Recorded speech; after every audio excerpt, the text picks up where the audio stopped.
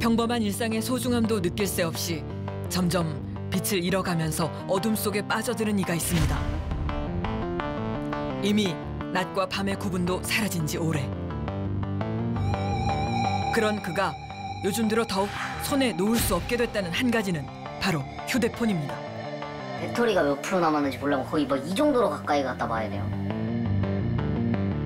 자세하게 모든 이목구비를 확인할 수는 없어요. 저는 3살 땐가? 어릴 적부터 그렇게 살아서. 어둠에 익숙해져 버린 남자. 그는 바로 시력 마이너스 0.6 이하인 시각장애인 3급의 김영식 씨입니다. 흐릿한 시야로 그가 열심히 쫓고 있다는 한 사람의 정체.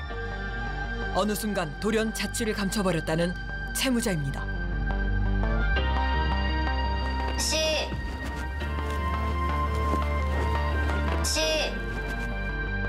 돈을 찾기 위한 김영식 씨의 추적. 그 끝에서 마주한 채무자의 범상치 않은 정체. 신당을 차려놓고 신령에게 제사를 지내는 자. 그건 바로 네, 무당입니다. 애타게 찾고 있는 채무자의 정체 무당. 영식 씨는 어떻게 해서 그녀와 돈 관계로 얽힌 걸까? 뭐에 씌었는지 아니면 뭐 정말 왜 그렇게 잡아주게 됐는지 모르겠지만 저희 어머니 목숨값이었고 정말 그게 소중한 돈인데 남의 돈들을 그렇게 하찮게 여기는 게 저는 너무 화가 나더라고요. 모든 접촉이 차단된 상태. 세무자인 무당을 만나기가 녹록지 않다는 영식 씨의 돈을 되찾기 위한 고군분투 이야기. 지금 시작합니다.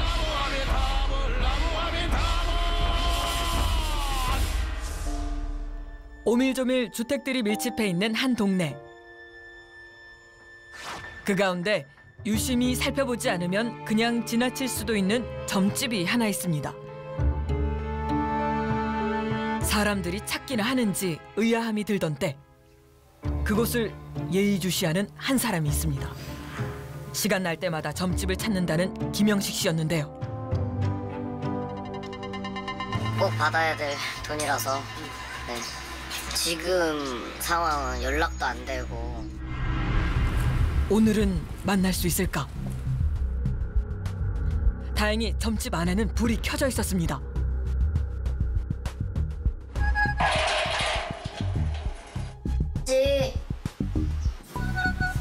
지금 뭐 하시는 겁니까? 예? 계속 피한다고 뭐가 해결되냐고요?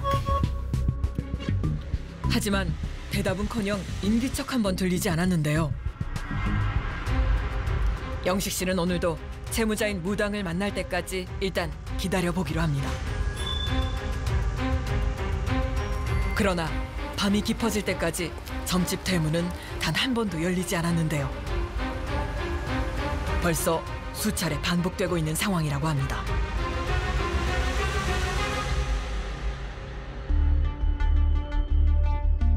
결국 답답한 마음에 영식 씨는 제보자들에게 도움을 요청한 것인데요. 안녕하세요. 네, 반갑습니다.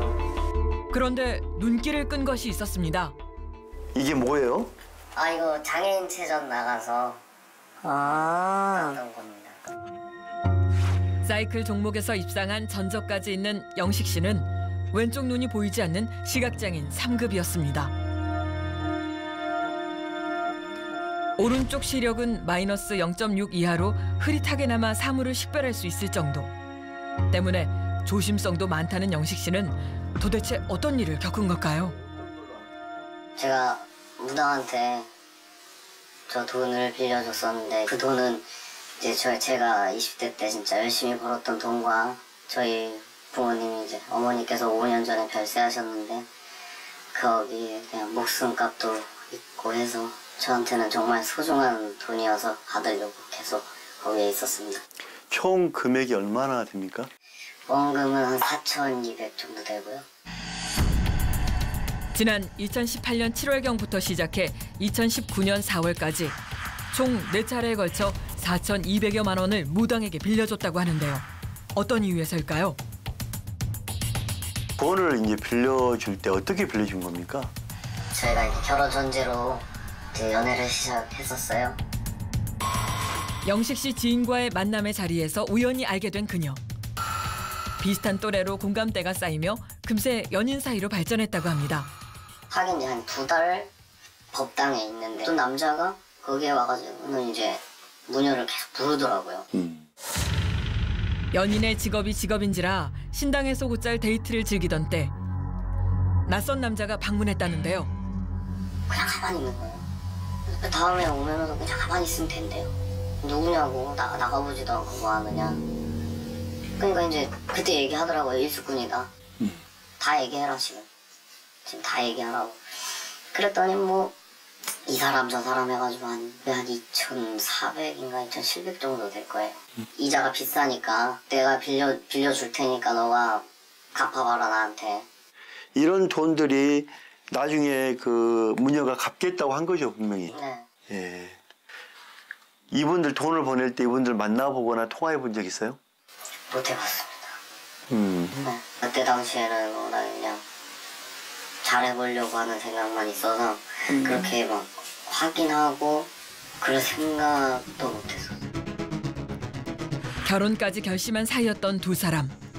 그렇기 때문에 영식 씨는 빚 때문에 남자들에게 협박까지 받고 있던 그녀를 모른 척할 수 없었다고 하는데요. 사랑하는 연인에게 수천만 원의 빚을 진 그녀 무당 서미진. 영식 씨는 이렇게 기억하고 있었습니다. 그 자기랑 잠자리를 하게 되면 뭐 앵마기를 뭐가 걷어진대나 뭐래나. 그리고 뭐 동자신이다 뭐 동료신이다 그래서 뭐 혀 짧게 애교 부려봐요. 그러면 뭐 헐떡헐떡. 이 모든 건 사랑이라 믿었기 때문에 가능했다고 말하는 영식 씨. 그녀 역시 같은 맘일 거라 믿었다고 합니다.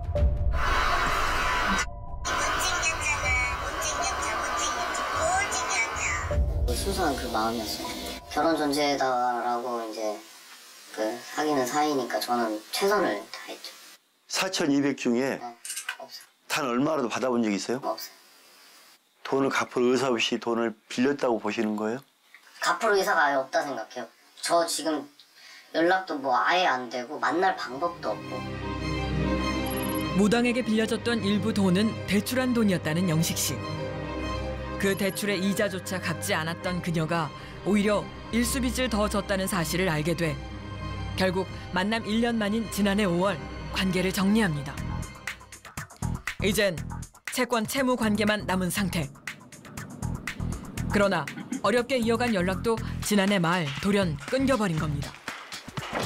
더 충격적인 사실은 무당인 그녀가 신당까지 정리하며 자취를 감춘 건데요. 지금 여기에 이제 간판이.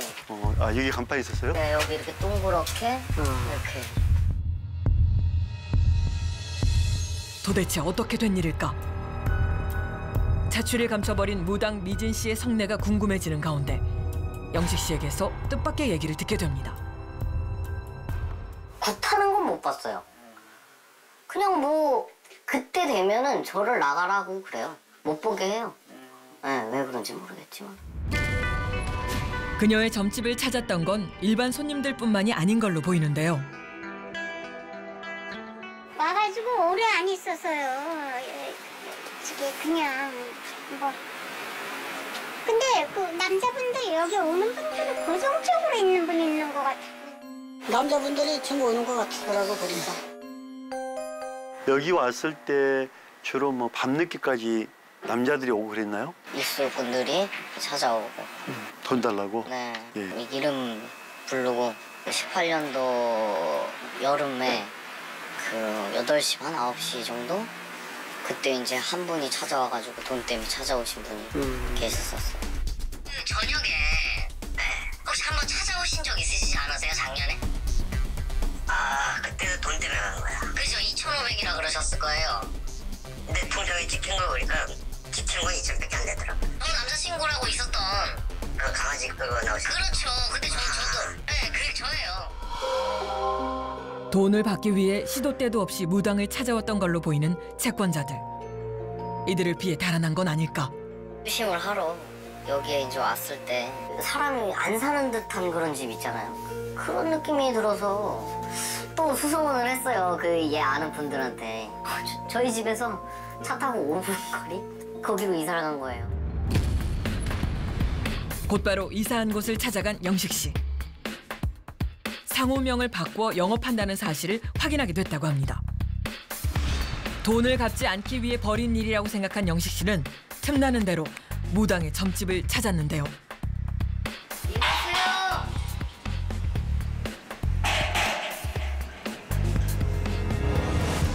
허나 의도적으로 영식 씨를 피하는 것인지 이사한 후 단 한 번도 얼굴을 마주친 적이 없다는 두 사람. 제작진은 그런 영식 씨를 대신해 무당 미진 씨와 접촉해보기로 했는데요.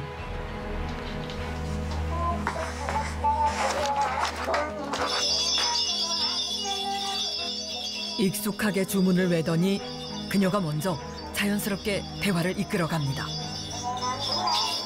찾아온 것 같고 이분은 딴 것 같은데 뭐를 어떠한 사연을 가지고 온 것 같고 방송 중에서 온 것 같고 선생님을 주로 만나고 싶어가지고 사신 거거든요. 그런 것 같아요.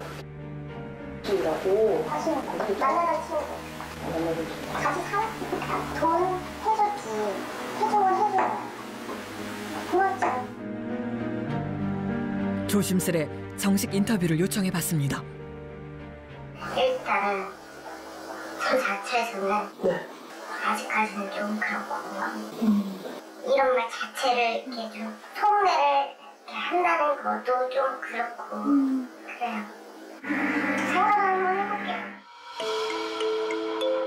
그날 저녁 영식 씨에게 무당을 만난 사실을 전하자 충격적이게도 본인과 비슷한 피해를 입은 남성이 또 있다고 주장했는데요. 과거 피해자분들을 만나서 이제 설득을 좀 해서 이 말씀을 들으면 모든 게 다 확실해질 텐데 그 사람 찾는 게 너무 힘들어서 두 번째 친엄마가 저를 많이 도와주셨어요. 정보는 확실한 걸까? 그 피해 남성을 알고 있다는 무당 미진 씨의 두 번째 친엄마를 찾아가 봤습니다. 무속인 이미지를 훼손시키는 일은 없어야 한다며 인터뷰에 응했는데요.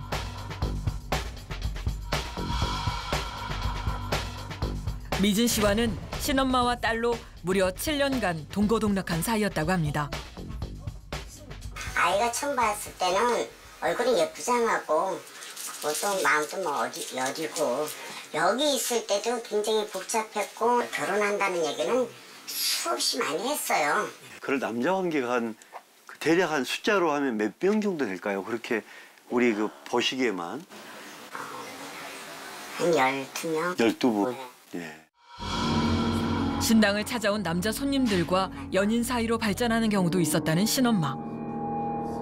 문제는 따로 있었다고 하는데요. 뭐 이렇게 돈 거래를 하고 그렇죠. 좀 이렇게 그 애인 사이로 가는 그런 게 있나요? 그렇죠. 예. 난리를 지게 된 남자애는 그랬다네.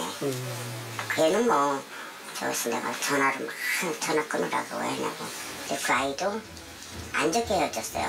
금전이 걸려 있으니까. 그때도 결혼을 그 아이 앞에 한다고 했었어요. 영식 씨 이전에도 결혼을 전제로 만나던 남성과 수천만 원의 돈 문제가 있었다는 건데요. 실제 미진 씨에게 받을 돈이 있다는 항의 전화를 받았었다는 신엄마. 도대체 얼마를 빌려줬던 걸까? 어렵게 또 다른 피해 남성의 이야기를 들을 수 있었습니다. 결혼까지 생각하고 있었다는 그의 이야기는 제보자 영식 씨의 사례와 무척이나 비슷했는데요. 보살에게 얼마 피해를 보신 거예요? 저는 3,600만 원 정도 피해를 봤어요. 3,600만 원이면 꽤 큰 돈인데요. 대출도 받고 뭐 제가 모아둔 돈도 있었고 대출이 대부분이었어요. 그 대출까지 받아서 줬단 말이에요? 예, 돈이 없으니까. 돈 때문에 힘들다는 무당 미진 씨의 말에 대출을 받아 돈을 빌려줬고 신용등급은 5등급까지 떨어졌다고 합니다. 결국 혼자서 대출금을 다 갚았다고 하는데요. 잊어버리고 싶어요. 돈을 줬던 거 그냥 없던 일로 아꼈지만 없던 일나 그냥 잊어버리고 싶어. 그 15살 남자 문제 때문에 좀 싸워보거나 다투거나. 얘가 무당이잖아요. 산에 뭐 기도하러 간다, 뭐 법당을 간다. 어느 날 잠복을 했었어요. 그래서 조금 이상한 느낌이 들어서 좀 잠복을 했었는데 남자랑 뭐 모텔도 가고 뭐 또 다른 남자들이랑 뭐 여기저기 다니면서 같이 한 5시간, 6시간 그렇게 막 같이 있다가 나오고 그런 모습을 직접 봤어요. 돈을 빌리고 갚지 않았던 그녀의 행태. 지금까지 그 금액만 따져보면 제보자 영식 씨의 4,200여만 원, 준호 씨의 3,600여만 원 등 최소 2명의 남성이 수천만 원의 돈을 빌려준 것으로 드러났는데요. 이대로 괜찮을까? 돈 갚을 의사는 있는 것인지 그녀의 입장을 제대로 들어보기로 했습니다.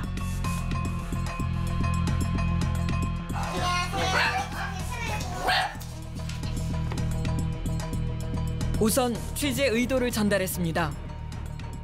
이쪽 얘기를 들었으면 우리 또 선녀님의 얘기를 들어봐야 양쪽의 얘기를 들으면 이해가 되잖아요. 일단은 저 같은 경우에는 현재 상태로는 뭐 시내 무슨 부모가 됐던 뭐 만났던 사람들이 제가 뭐 약간 뭐 남자가 많다는 둥 이렇게 얘기를 둘러가지고 했던 부분이 좀 많은 것 같아요. 오해도 많아. 핸드폰 보시면 알겠지만 내가 남자들이 온 문자에 보면은 야 너 친구 같은 경우 야 잘 살았냐 죽었냐 너 300만 원이면 나 이거 빌려줄래? 뭐 무슨 얼마냐 이런 내용들이야 보면. 근데 그게 뭐 이상한 건 아니잖아요. 내가 하는 직업이니까. 적지 않은 돈을 선뜻 무당 미진 씨에게 빌려줬던 남성들. 이에 대해서는 어떻게 생각하고 있을까? 네.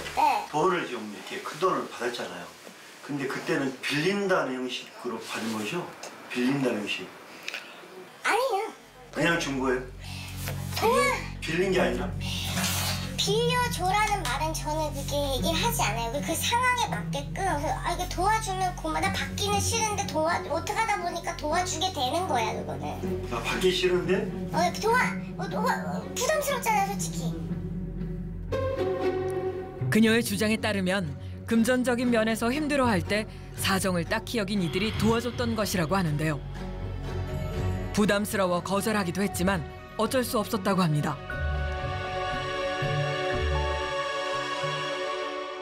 씨가 3,600만 원을 뜯겼다. 그렇게 표현을 해요. 씨가 처음 그 돈을 3,600을 줄 때 그냥 준 거예요? 아니면 어떻게 돼요? 도와준 거예요. 그냥 도와준 거예요. 빌려준 게 아니라 도와준 거예요. 빌려준 게 아니라? 도와준 거예요. 빚은 왜 생긴 거예요? 빚은 원래 그렇게 없었는데요. 한순간에 이렇게 확 찼던 게 있어요. 나도 모르게.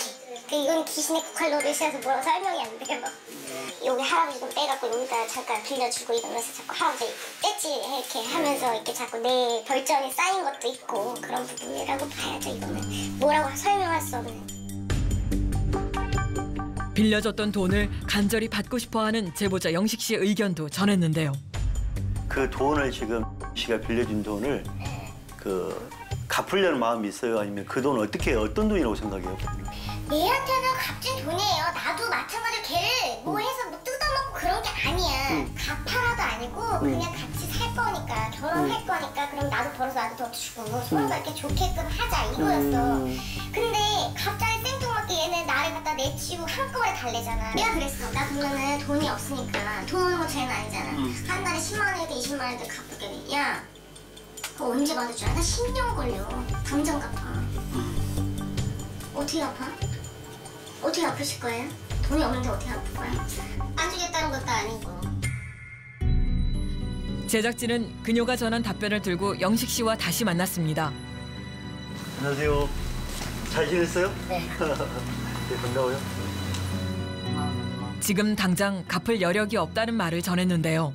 분명 사기꾼인데 우린 사기꾼이라고 말할 수 없고 법의 심판을 받을 수가 없어. 그럼 저희는 완전 그냥 혼자만 바보 되고 남들한테 얘기해봤자 바보라는 소리밖에 안 듣고. 이 시각장애인들은 이제 그 직업에 대한 한계가 좀 심해요. 저희는 이제 치료 안마 있거든요. 안마원이라고. 저희가 이제 관절이 이렇게 와요. 엄지손가락이나 안마 때문에. 네, 이렇게 퉁퉁 붓기도 해요. 퉁퉁 부으면 이제 숟가락도 툭툭 떨려요. 진짜 그렇게 피나게 그냥 벌은 돈이에요. 그리고 저희는 또 그게 다니까. 사기 피해라고 호소하는 영식 씨. 법적 도움을 받을 순 없을까요? 연인 간의 금전거래라고 해서 모두 다 형사처벌을 받을 수 있는 건 아니거든요.